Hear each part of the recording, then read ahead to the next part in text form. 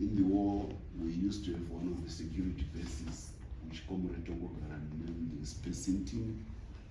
He was one of the early fighters who fell. Very, very heroic, and General Tongogara felt it was a due honor for one of the bases where we were staying during the war to be named after Pesintin. He belongs to the Geza clan. His other brother is Sam Geza, who was among the leadership of the Zipa during the war, which came from, which took over the running of the war and revived the armed struggle in Mozambique, a joint effort by ZANU and ZIPRA, which started the war. They dispatched 700 fighters by a ship called Mapinduzi from Tanzania to come into Mozambique. They are the ones who recruited. I'm among those pioneer refugees into Mozambique in 1975. So these 600, they did a lot for Zimbabwe. They opened the front in 1975. But they also became the training corps of the thousands of cadres of refugee, for recruits who were in Mozambique that time.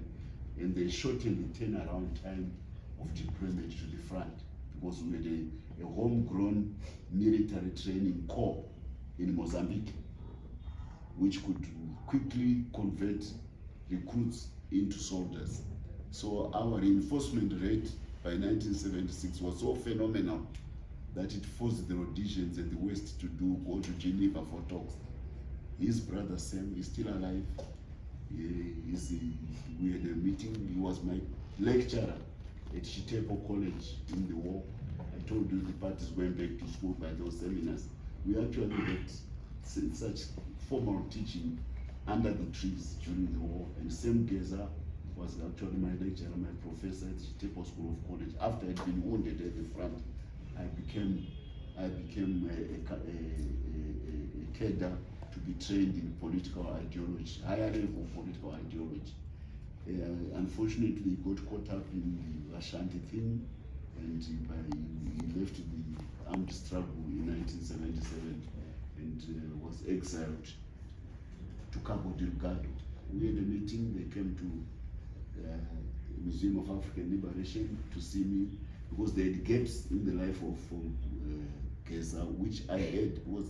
I met Geza in 1975 when Mozambique opened the refugee camp.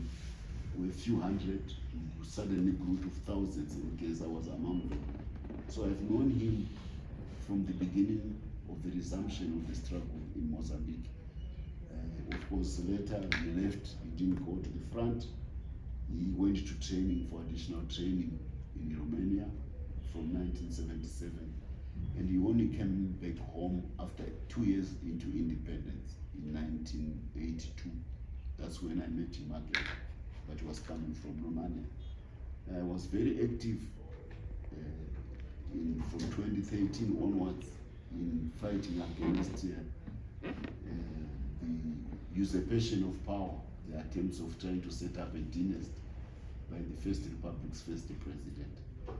He is one who brought me into play in the fight against the G40s.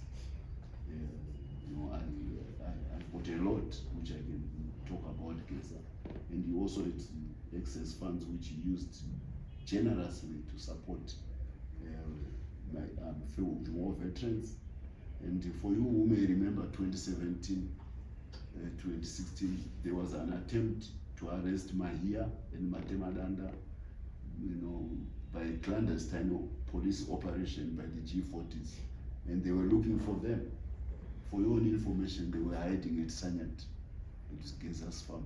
Comrade Ambassador Matemadanda, who is now in Mozambique, and Comrade Mahia, who is the Secretary of War Veterans Affairs in the new organ of the Politburo.